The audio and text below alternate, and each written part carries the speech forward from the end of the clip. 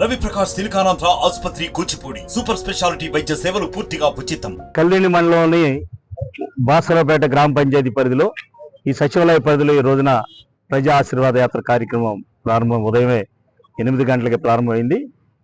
ఈ కార్యక్రమం సందర్భంగా ప్రతి గడప గడపకు ప్రతి అక్క చెల్లెమ్మలు పలకరిస్తుంటే, అన్న ఇంకా 12 రోజులు మాత్రమే ఉన్న ఎన్నికలు, ఇంకా మీరు ఎందుకన్నా మీరు తిరుగుతున్నారు, జగనన్న గెలిచేసినట్టే, జగనన్న ముఖ్యమంత్రి అయ్యేదాకా మేము శ్రమిస్తాం, ఆయన కోసం కష్టపడతాం.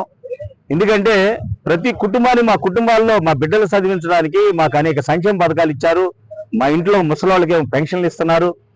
ఈ రోజు చూస్తుంటే ఈ 2-3 మాసాల్లో కూడా ఎన్నికల సందర్భంగా కోడ్ వచ్చిన దగ్గర నుంచి ఇంట్లో పెన్షన్ ఇచ్చేటటువంటి వాలంటీర్లు తీస్తారు. వాలంటీర్లు ఏమో వాళ్ళ దగ్గర ఉన్నటువంటి ఫోన్లు లాక్కున్నారు. ఈ చంద్రబాబు నాయుడు ఫిర్యాదు మేరకు ఫోన్లు లాక్కోవడం, ఇచ్చే పెన్షన్లు ఇంటి దగ్గర ఇవ్వట్లేదు, నానా ఇబ్బందులు పడుతున్నాం. అలాగే నిన్నటి రోజున పెన్షన్లు ఏమో బ్యాంకుల్లో జమ చేశామంటున్నారు. ఎంత దుర్మార్గం అన్నా ఈ చంద్రబాబు నాయుడు, ఆయనకి అసలు ఎలాంటి దుర్మార్గమైనటువంటి ఆలోచన వచ్చిందో కానీ ప్రజల్ని హింసిస్తే ఓట్లు వేస్తారా? ఆయన దమ్ముగా మగాళ్ళగా ప్రజల దగ్గరికి వెళ్ళాలా? ప్రజల దగ్గరికి వెళ్ళి నేను ఈ సంక్షేమ కార్యక్రమాలు అందిస్తాను, నేను జగన్ కంటే ఎక్కువ బాగా చేస్తానని నమ్మకంగా చెప్పుకుని తిరగాలి. కానీ ఎంతసేపు మొన్నటిదాకానేమో ఆ ఇచ్చేయన్ని కూడా ఎన్ని ప్రజల సొమ్ము పప్పు బెల్లాలా పంచిపెట్టేస్తున్నాడని చెప్పాడు. ఇప్పుడేమో నేను అంతకంటే ఎక్కువ గొప్పగా ఇస్తానంటున్నాడు. జగన్మోహన్ రెడ్డి గారు ఈ 4 సంవత్సరాల 10 మాసాలు ఇచ్చినప్పుడేమో పప్పు బెల్లాలు అయిపోయి ప్రభుత్వ సొమ్మేమో పప్పు బెల్లాలా పనిచేస్తున్నాడు అన్నారు. ఇప్పుడు అంతకంటే ఎక్కువ ఇస్తానంటున్నాడు. మరి జగన్మోహన్ రెడ్డి ఏమో అప్పులు పాలు చేస్తాడన్నాడు, ఈయన ఎలాగిస్తాడు అని ప్రతి అక్క చెల్లెమ్మ కూడా అడుగుతుంటే మాకే ఆశ్చర్యం కలుగుతుంది. అంటే ప్రజల్లో ఎంత ప్రభావితంగా ఈ రోజున రాష్ట్ర పాలన ఉంది వాళ్ళ మనసుల్లో అంటే ప్రజలే చెబుతున్నారు. ఇలాంటి పాలన మళ్ళీ కావాలి, జగనన్న లాంటి పాలన మళ్ళీ కావాలి, జగనన్న ముఖ్యమంత్రి కావాలని కూడా అందరూ కోరుకుంటున్నారు. అంతేకాకుండా ఈ రోజున కైకిలు నియోజకవర్గంలో పనిచేస్తున్నటువంటి ప్రతిపక్షంగా బీజేపీ పార్టీ కింద నిలబడినటువంటి వ్యక్తి ఒక మోసపూరితమైనటువంటి వ్యాఖ్యలు చేస్తున్నాడు. ప్రజలను మభ్య పెడుతున్నాడు, ప్రజలను మోసం చేస్తున్నాడు. అన్ని రకాలుగా ఒకటి కాదు, అంత వయసు వచ్చాక 76-77 సంవత్సరాల వయసు వచ్చి చిన్న పిల్లల్లాగా ఒట్లు వేయటం, మా అమ్మ తోడు అంటాం, మోసం చేయటం, పెద్దింట్లో అమ్మ తోడు అంటాం, పెద్దింట్లో అమ్మవారి పేరు మీదుగా మోసం చేయటం, ఓట్లు వేయటం, ఓట్లు తీసి గట్టును పెట్టడం, అనేక విధాలుగా. అంతేకాకుండా ఈ మధ్యన ప్రత్యర్థినైతే నన్ను ఎదుర్కోలేక ప్రజలు ఆశీస్సులు ఇవ్వని తెలిసి, ఓడిపోతున్నానని తెలిసి భయం పట్టుకుని నా మీద కూడా దుర్మార్గమైన వీడియోలు పెడుతున్నాడు. వీడియోలు ఎలాంటి వీడియోలు అంటే, ఆ మధ్యన అయితే ఒక అమ్మాయి వీడియో పెట్టించాడు. అమ్మాయి వీడియో పెట్టిస్తే ఎవరు పాపం స్పందన లేదు. ఈ నిన్న 3 రోజుల క్రితం ఇంకో వీడియో పెట్టించాడు. ఏం వీడియో అంటే, ఒక సినిమా లాంటి చిన్న స్క్రిప్ట్ తయారు చేసి భార్య వచ్చి అడుగుతుంది, ఏమిటి అంత బాధగా ఉన్నారంటే, ఏం చెప్పను అంటున్నాడు. ఏంటండి అంటే, మన చేలో మట్టి తీయలేదంటే, ఏముందమ్మా ఎమ్మెల్యే చిన్న కొడుకు డబ్బులు ఇచ్చాము.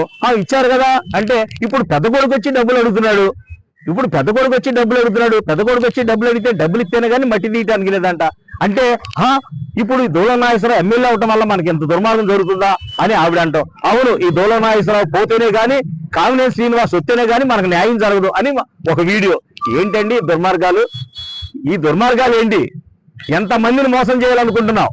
నీ బతుకేమిటి?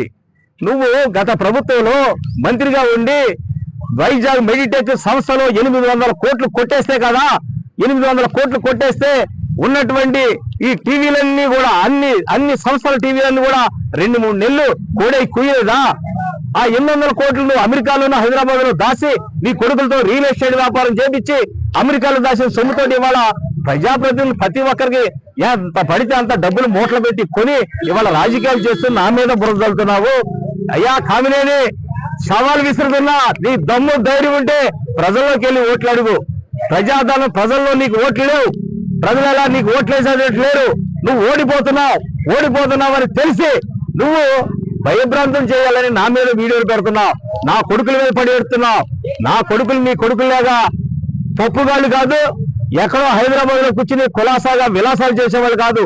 నా కొడుకులు ప్రజలకు నాతో పాటు సేవ చేస్తున్నారు. ఎవరు ఏది అడిగితే వాళ్ళకి సేవలు అందిస్తున్నారు. నాన్న లేడంటే నేనున్నాను, మీకేం కావాలని చెప్పి అడుగు చేస్తున్నారు. అంతేగాని నువ్వు తప్పుడు వీడియోలు పెట్టినంత మాత్రం ప్రజలు నమ్మడానికి సిద్ధంగా లేరయ్యా. తప్పుడు కామినేని, అబద్ధాల కామినేని, మోసపూరితమైన కామినేని, ఒట్లేసి గట్ల మీద పెట్టేయటం, మీ అమ్మ మీద ఓట్లు వేసుకుని గట్ల మీద పెట్టిన మోసపూర్తి మీద తప్పుడు వాగ్దానాలు ఇచ్చే కామినేని నీకు దగ్గర పడ్డాయి రోజులు మే నెల 13వ తేదీ అంతమవుతున్నావు. నమస్తే అండి.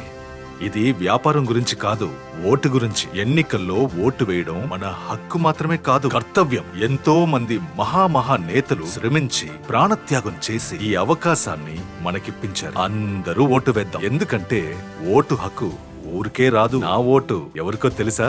అది సీక్రెట్ అండి.